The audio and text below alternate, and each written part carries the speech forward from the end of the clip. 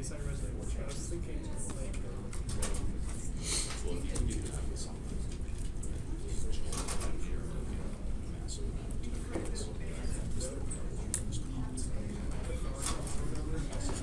I was thinking with phasing like it's not a creature you control, it gives like +2/+2, but it also it's a mash effect.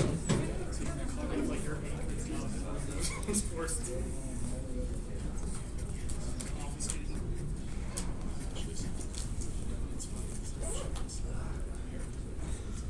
So when we were doing source transformation on Monday, we saw a similar problem like this.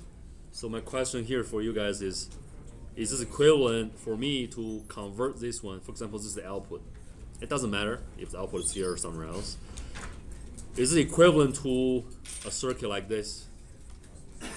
And why or why not?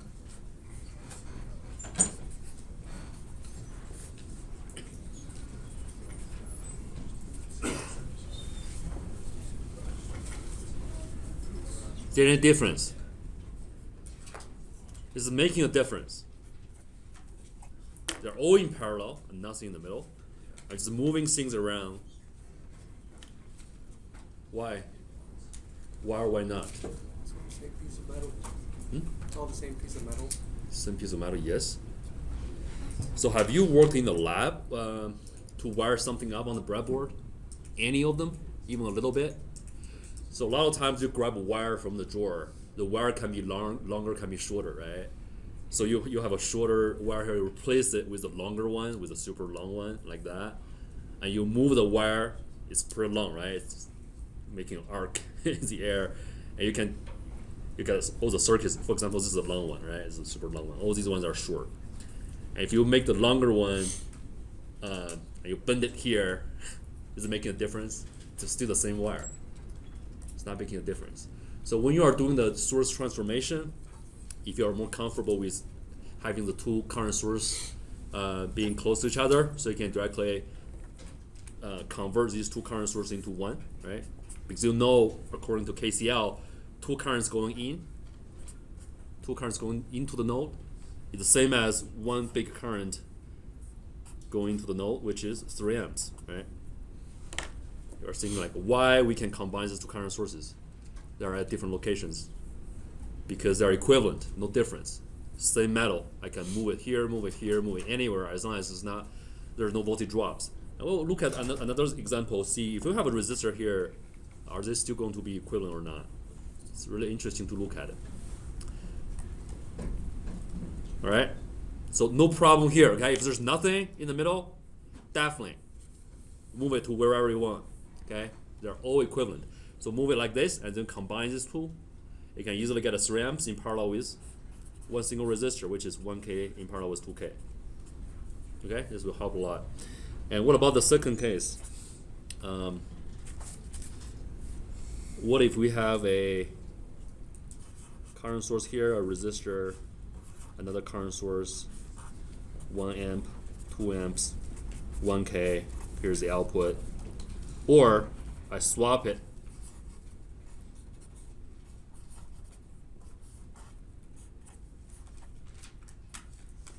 $1K, 2 amps, 1 amp. It's still the same. How do we verify it?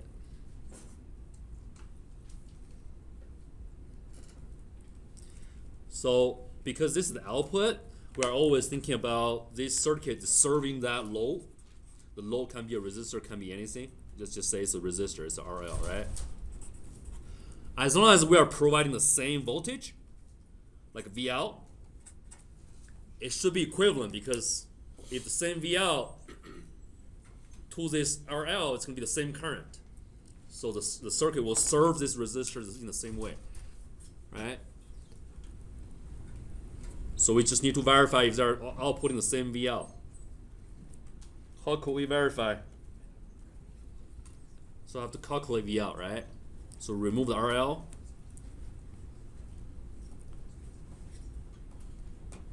Okay?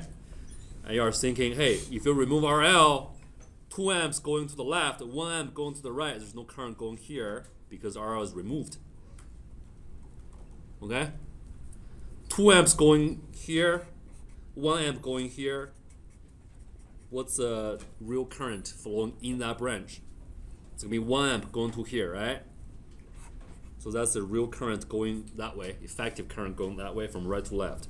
So we're getting a 1 volt voltage drop from right to left. What about here? 2 amps, 1 amp, 2 amps going here, 1 amp going there. So effective current is going to the right because this is larger than this.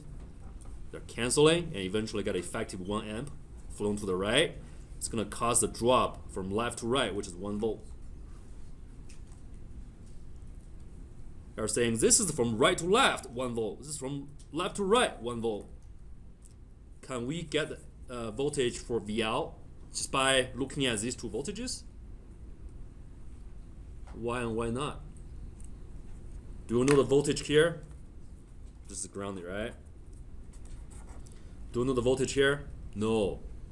There's no way to get it. So we don't even know what's the voltage here. So the voltage here is just the voltage drop across the resistor. You can still not find out the voltage VO compared to ground. So by just simply doing the current, effective current, there's no way we cannot find the value of VL. So we cannot verify it actually by doing this. So if you have 1 amp, 2 amp resistor, 2 amp, 1 amp resistor, by using this method, we cannot find out if they are equivalent. So we can do a source transformation like what we learned on Monday. If you get a current source, a resistor, you can change it to what? You can transform this to what? Voltage source and resistor in series.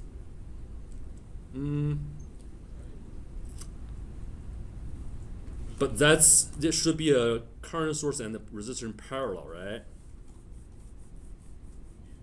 Yeah. I actually did it wrong on my notes. I transformed it to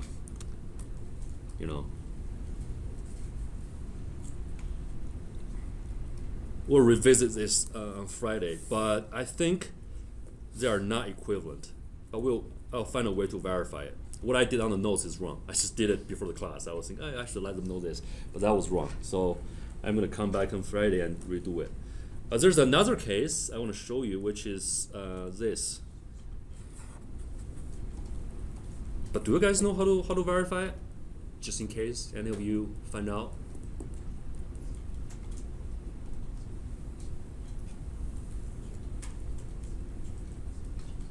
If we add a RL here, then we can calculate VL, right? We just place the RL here, see if RL is getting the same voltage. That's doable.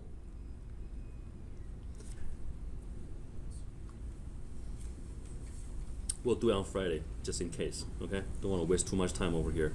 So if you get a voltage source, it's a different case here. 2 volts, 1 volt, 1 k ohms output, okay? Now it's a different case. It's a 2 voltage sources, 2 volts, 1 volt. Another case is 1 volt, 2 volt, 2 volts. Here's the output. 1 volt, 2 volt, 1K. What about this?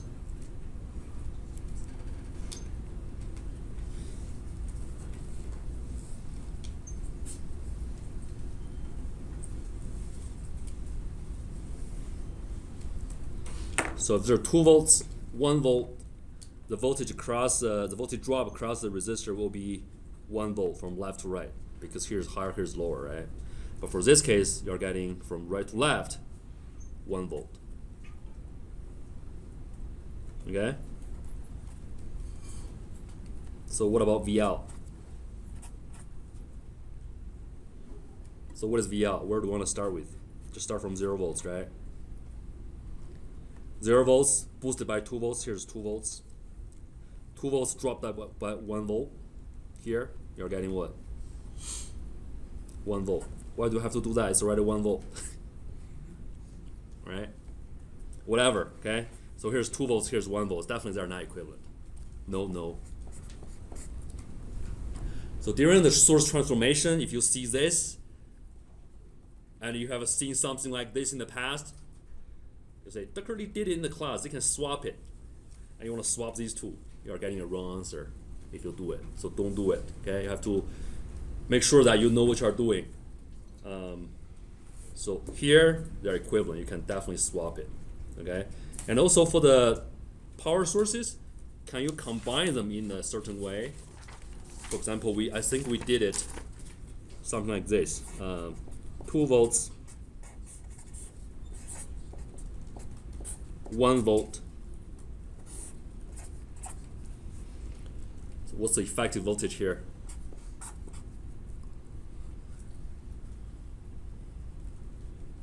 Can we move this one here?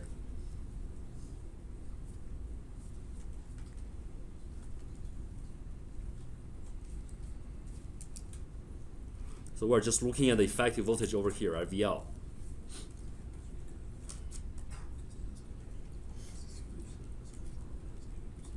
No current, right? Load is removed, no current. So 2 volts, no current, 2 volts, dropped by 1 volt, so it's gonna be 1 volt, right?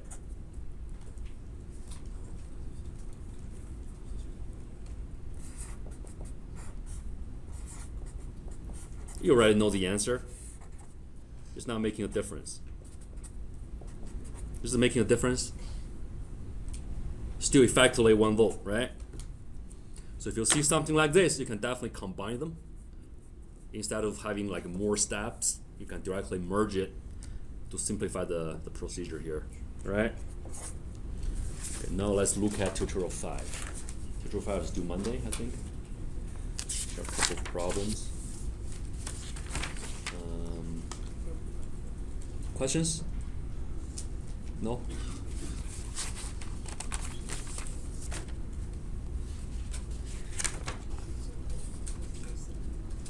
Okay. Again, we'll repeat what we did on Monday. How do we convert a circuit to its Thevenin's equivalent?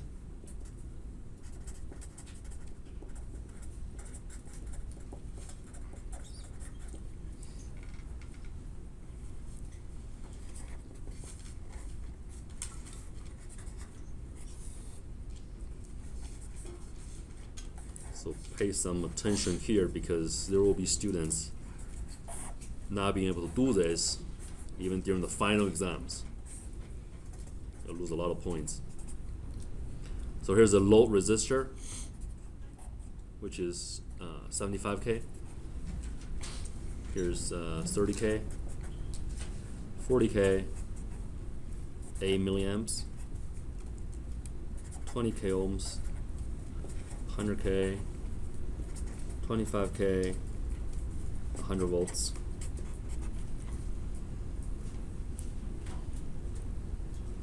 Equivalent circuit.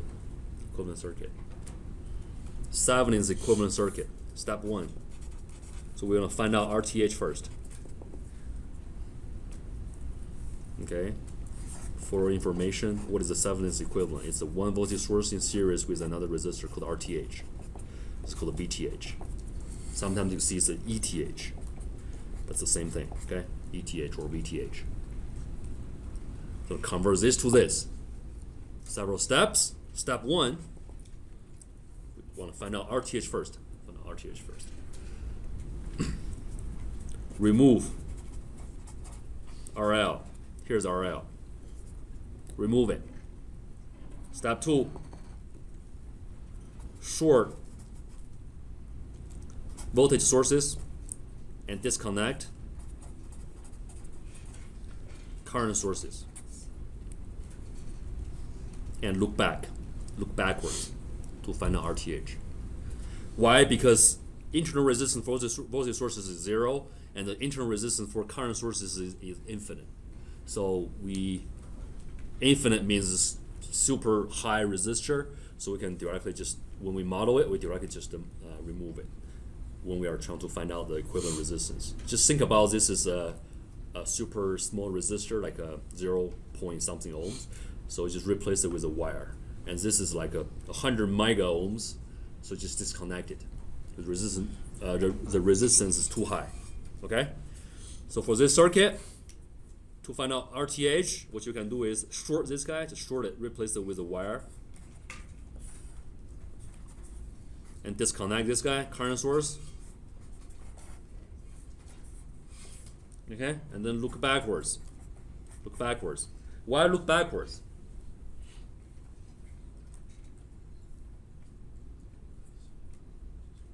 Because the resistance here is from the load's perspective, right? So the load looking back, what is this circuit going to do to me? Okay, so that's the resistance is being added to it. Just remember it that way. So looking backwards always, okay, looking backwards. Since they're opening the output, disconnect the low resistor from the circuit and then look backwards. So now let's see what we can find out from here. 100K, 20K, this is gone, 40K, 30K, all right. So this becomes what? RTH becomes what? 30K, you imagine there's a little current, a little tiny current flowing through it. So let's see where it goes. Splitting, splitting, keep going, splitting, okay? Now you know which are in series, which are in parallel. So 30K will be the first one, 30K, right? Plus everything here, plus everything here. Plus, it's getting split. So it becomes 40K in parallel with everything here. So what is this thing? 20K plus these two in parallel.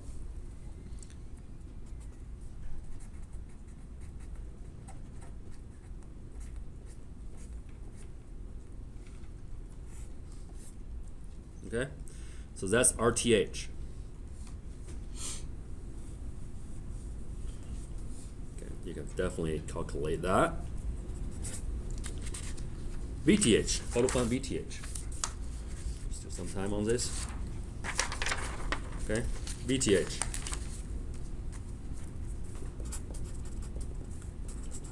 Step 1. Remove. You will find out the step 1 is always remove RL. Okay, for both Thevenins and Nortons as well. So the first step is always RL. So there's no difference. Step 2. VL equals VTH. It just disconnect it, right? Remove the RL and find the VO here. That's it. That's gonna be VTH. It's not a moment to ask why is that. I mean, you can find out how they prove it on Google. Just Google it. Super long, like 10 pages. I don't even know how to do it. So just remember, this is the way you transform the original circuit to its equivalent, and it's very useful. You can directly use it as an engineer. If you want to be a physicist, just try to prove it. Okay?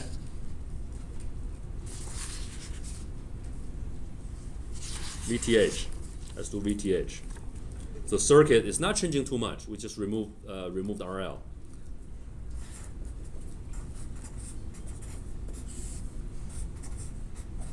Still keep all the sources inside.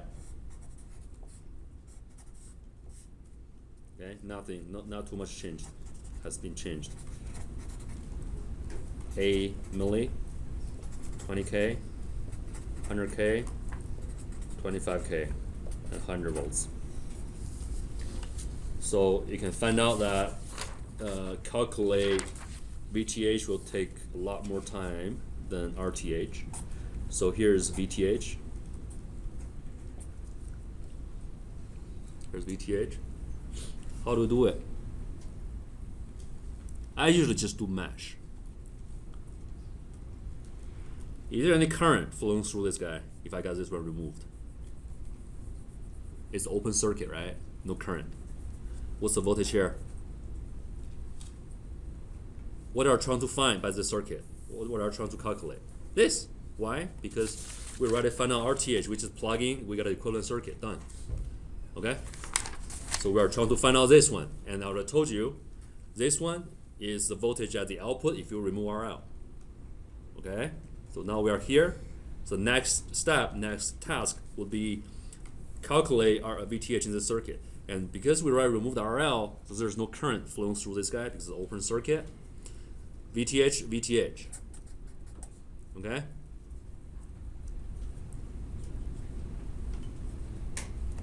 VTH.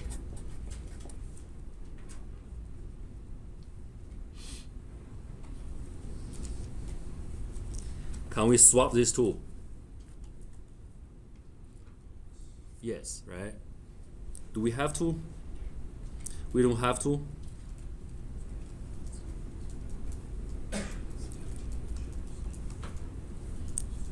I'm trying to reduce the number of meshes. Let's just do 3 meshes. I1, I2, I3 minus 100 plus I1 times 25K plus I1 minus I2 times 100K equals 0. The first one, KVL. Starting from here, you see a minus sign, so put a minus sign. Here's plus, here's plus. I1 minus I2, making it plus on the top. The second mesh, starting from here, I2 minus I1 times 100K plus I2 times 20K plus what? VTH. VTH is the voltage here compared to ground. So it's plus minus. Plus minus. So VTH.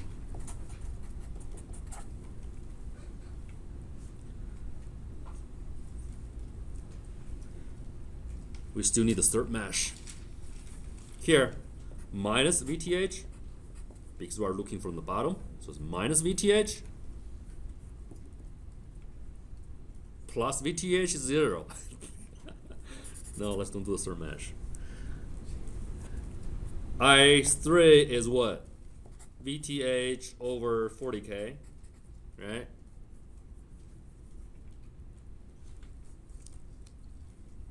Would you add the 8 milliamps to that? Yes, we should. So I3 minus I2 is 8 milliamps, right? For equations, for variables, I1, I2, I3, VTH. You can calculate for this guy. And plug in, you get the equivalent circuit. That's how I get it, right? Okay? So if you find out the Thevenin's equivalent, how to find the Norton's equivalent? Norton's equivalent. That's always a way to find the Thevenin's equivalent, okay? But now let's do the Norton's as well. Then we will see how we can transfer from Thevenin's to Norton's. Right? Same circuit like this.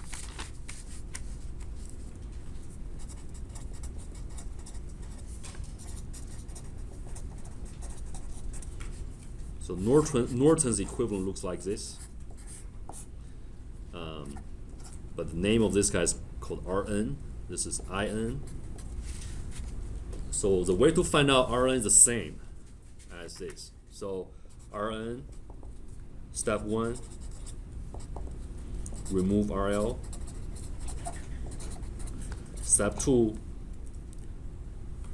short Vs, disconnect Is, and look backwards. Backward. Same process, so I'm not doing this again. But for In, the way to find In is a little bit different.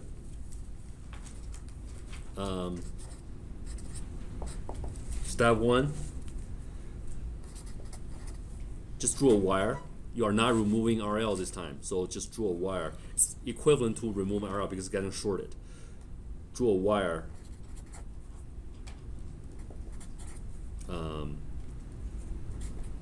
As the output.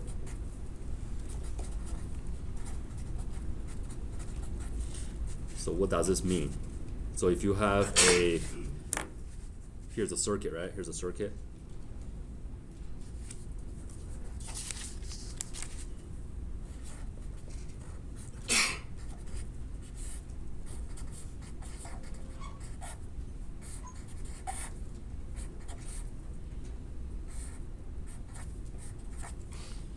You still have the load here, which is 75K. It doesn't matter what that load is. You'll see why it doesn't matter in a bit.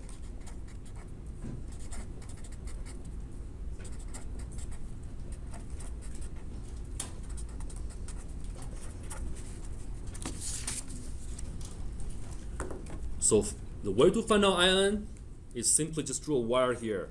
Just connect the two terminals. And the current here will be IN. It's also called SC,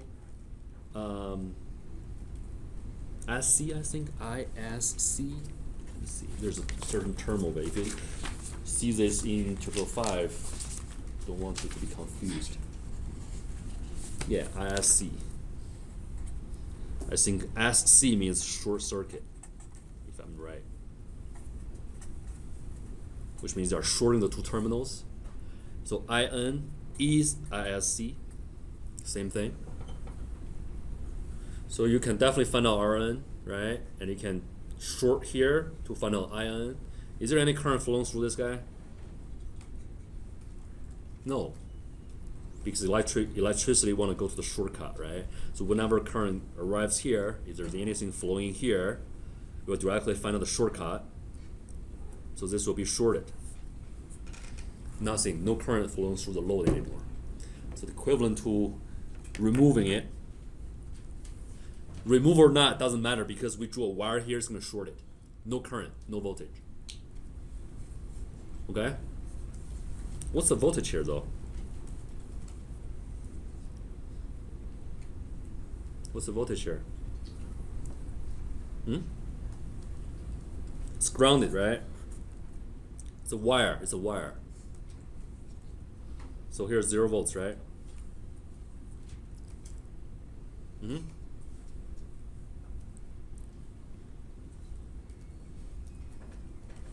How do we find out IN here? Still use the match current method, right? 1, 2, 3, 4.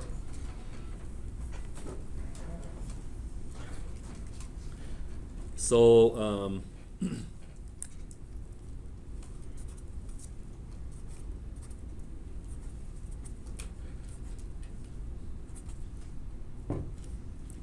we need I5? Nope. There's no current flowing here. There's the current flowing here, but you know we're not looking at the load for this case. Since we only need to know our IN, so IN is I4 basically. If we find out I4, we will be able to know IN as well. Let's list it. Let's just write down the equations, since we are still learning. Okay, so the first mesh minus 100 volts plus I1 times 25K plus I1 minus I2 times 100K. Here, I2 minus I1, 100K plus I2 times 20K. What's the voltage here though? We don't know yet. Do we? Vx.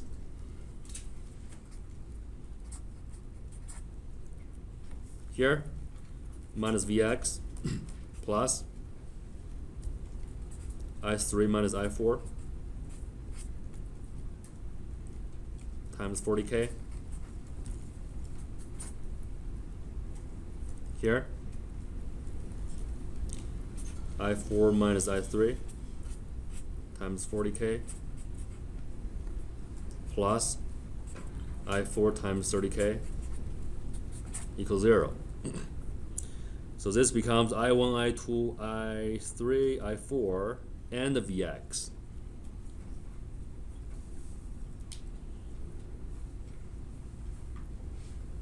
Anything else we can put in here? So I3, since Vx is here, I3 minus I4, which is the current flowing through this resistor, is times 40K is Vx.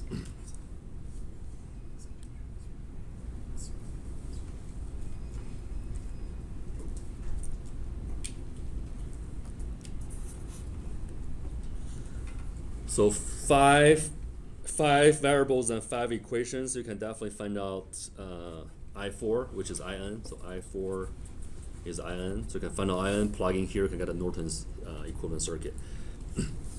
Now, we already know how to do Thevenin's and Norton's equivalent circuit individually. And there's a relation between these two. So you can connect these two different equivalent circuits.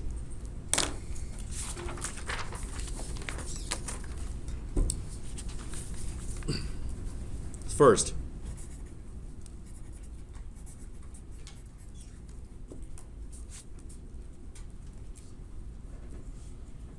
larger than this, smaller than this, equal to this. Yeah.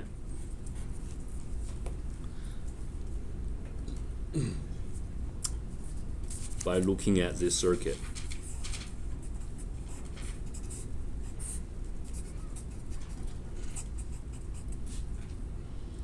So the same original circuit, we'll be able to convert it to these two different forms. This is IN, RN, right? So these two equivalent circuits represent the same circuit. And we learn how to transform in between these two as well, right? So what about VTH and IN? VTH equals IN times what? Yeah.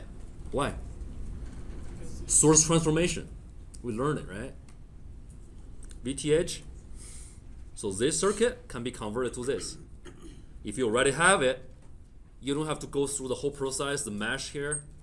You just need to do one of them, right? If you get one of them, you can easily convert to the other one by doing the source transformation stuff. You don't have to run through the mesh one more time. That makes sense? Okay. So if you got here already, here, this is the same resistor, easy. For this guy, you just use this one divided by RTH. Okay? Since we know RTH is RN, we also know like VTH over RN will be what? Will still be IN. Okay? So what if we try to convert this guy to the Norton's equivalent by using the traditional method like this? Can we? How do we find IN in the original circuit? I'm asking guys. How do we find our IN here? What are the two steps? First, just draw a wire. Just draw a wire at the output and then find out the current here. That's IN, right? Okay? Is this guy a circuit? Yes. Equivalent to this one. If you put everything in a black box, just look at terminal. Looking back, nobody knows which is which, right? It's doing the same thing to the load. That's the point here. So, can we convert this guy to this by doing this?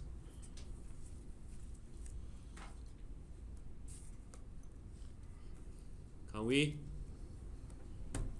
Here's a circuit given, right? I want to convert this circuit to its Norton's equivalent. Will be the Norton's equivalent to the original circuit as well because it's basically the same circuit. Can we draw a wire here to find out IN and then convert to here? Why not? Same circuit, right? So what is IN? What is IN here? If you short it, it's just a 1 Ohm's law, right? It's VTH over RTH, so it's verified. Make sense? You can look at the tutorials. They also call this as ISC because it's a short circuit current. So IN equals ISC.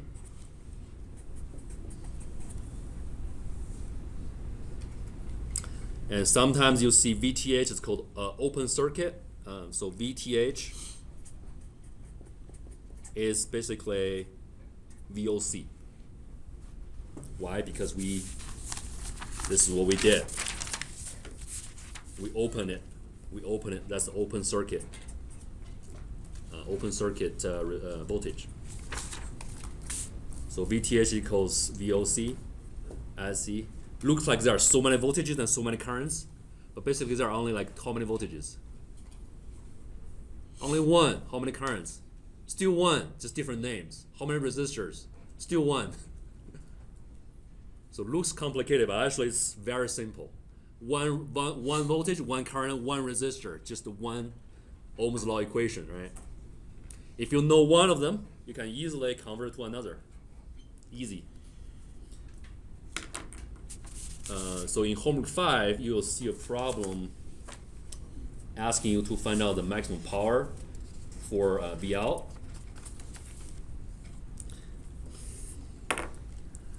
I don't want to derive it for you guys, but you just need to know the conclusion here. If you want to see how to prove it, that shouldn't be very difficult to do so.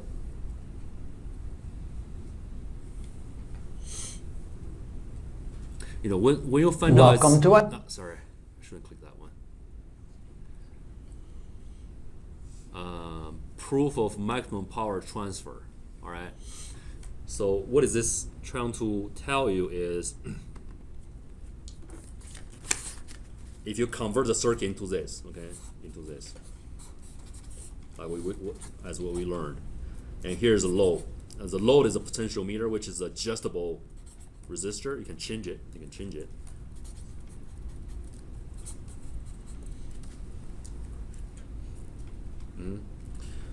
So it's asking at which resistance of this guy will give you the maximum power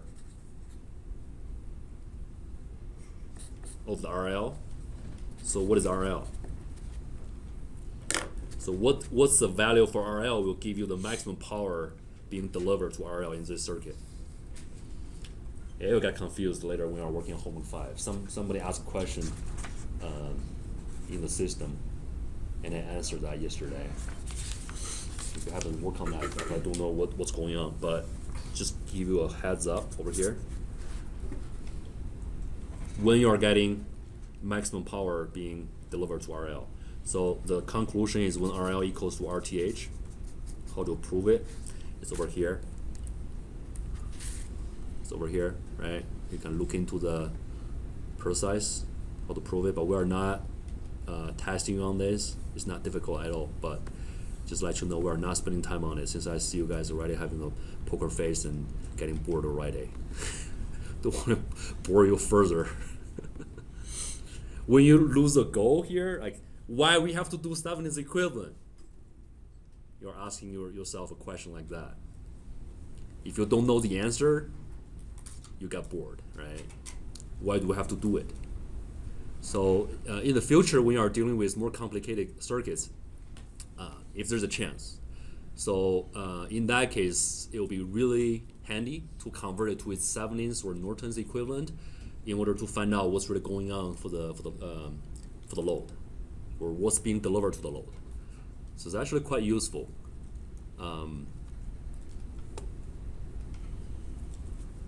So given this, I think we should be able to work on a problem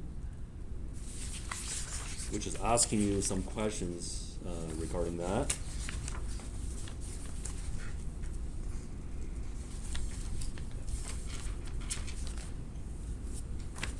Homework 5. Due Wednesday next week, I think, if I'm right.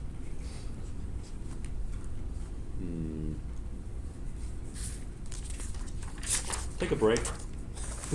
1 minute break. While I'm looking for like which problem I'm gonna go through here. Relax, no worries. You guys are tired. Is that because of the Monday? Homework 4 was due Monday, right? So stay up pretty late on Monday? No? Still like 11:59? Okay. Homework number, so the homework 5 is not too bad. How many pages? 8 pages only. 8 pages. How many problems? Cool. We're almost there. We only have like 11 homework assignments.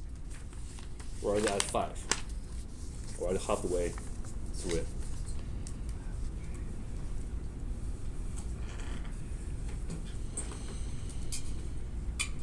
I think we'll do the first one probably. The first one.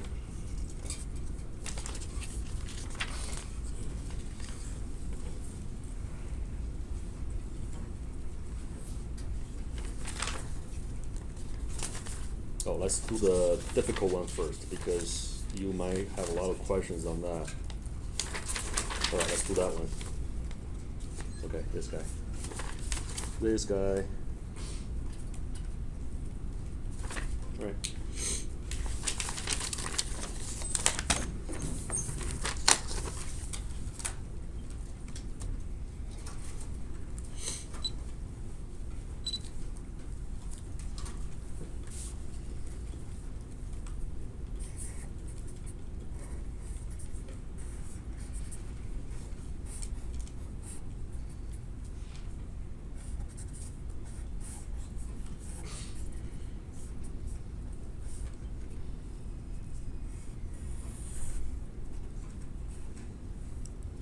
I'm a bad teacher. I make circuit 1 so boring. I used to have a simulator tools, the simulation tools. So it's a little bit more fun, adding some fun to it. You can directly see the results in the simulator. But this class doesn't have a simulator problem at all because there's no way that I can submit to Pearson. And the Pearson can grade it. Simulation results, right? Just plots, right? Plotting. How do they grade it? There's no way to grade it.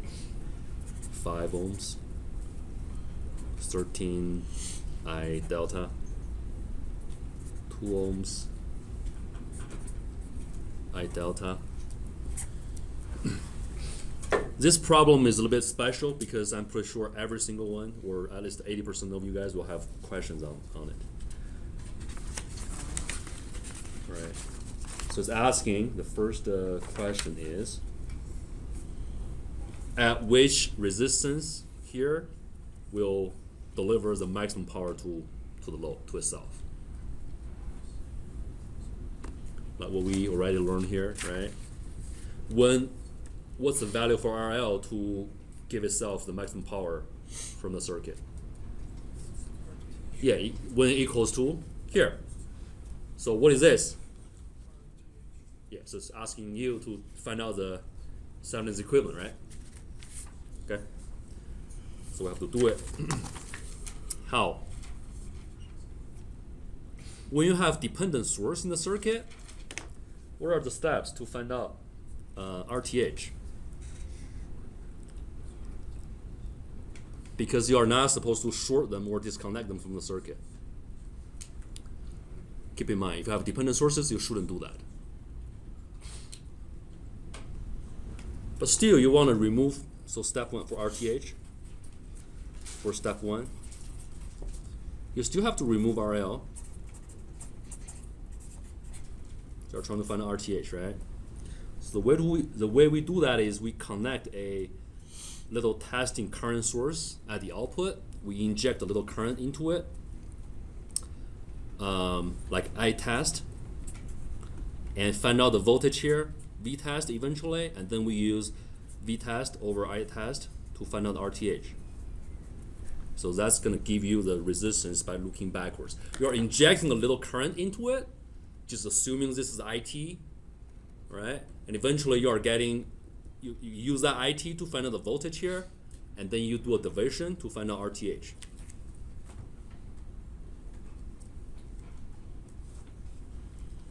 Okay? Let's see if we can make it.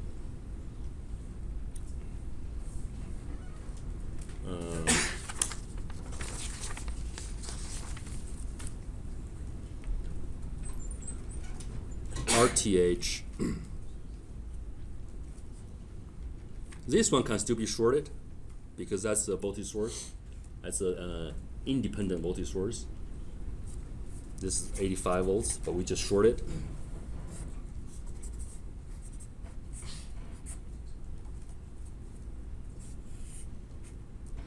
But dependent source you cannot short it. Okay, keep in mind.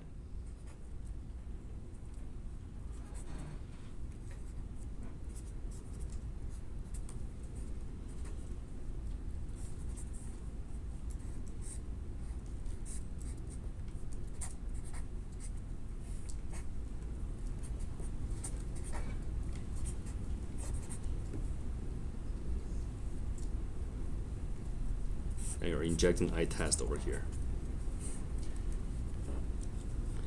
I think now we just list all the equations given this by knowing this. Or, because you can either use the I-test or use the V-test. I think we can do it in either way. But I think what I did before the class or a few weeks ago is I used the V-test. I assumed the voltage here as a V-test and then find out the I-test as well. So if you assume there's a V-test, you can eventually find out I-test, right? If you assume I-test, you find out V-test. But eventually do the division, you can find RTH. I think it's equivalent. We can do either way. Let's do V-test, for example, right? It's not changing anything. Probably couldn't finish it today. We'll keep working on this one on Friday. Let's do Wednesday, so you should be good on this. What can we do? You know this is the VT, right? VT.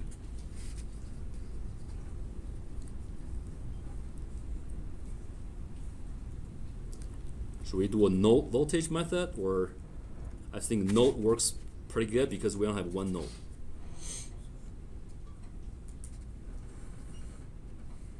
Okay. So what's the voltage here? We just assume it's a V1. Here is ground. So current here will be 0 minus V1 over 2. And we assume a current going here, right? So the current flowing here will be V1 minus 13 I delta, which will be the voltage across 5 ohms, plus the current here, which is V1 minus VT over 4.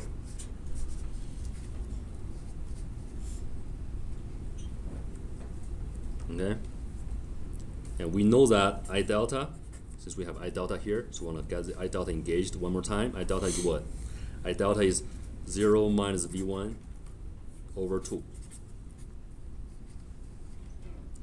It's here, right? 0 minus V1 over 2.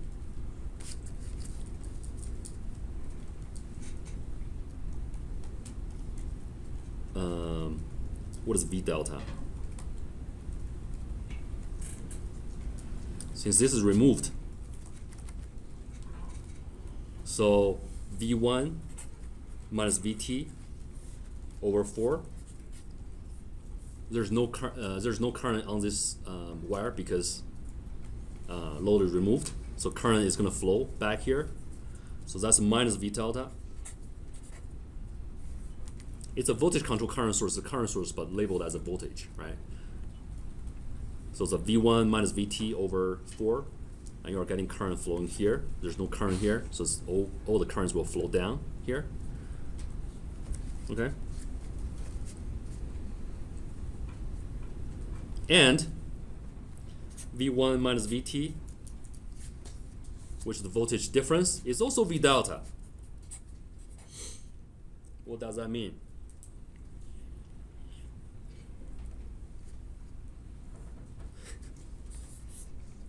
What does this mean? V delta equals negative V delta 4. Or V delta equals negative 4 V delta. Plug it in, right? How could that happen? Yeah. Oh, it has to be 0. Okay. Yeah, that's the solution. Okay? So VT is V1. No current. If you got a V1, you got a VT. If you got VT, you can easily find out the equivalent resistance over here. Okay? No current, no drop. So it's basically the equivalent resistance over here. I think we should be able to finish it on Friday. Okay? See you on Friday.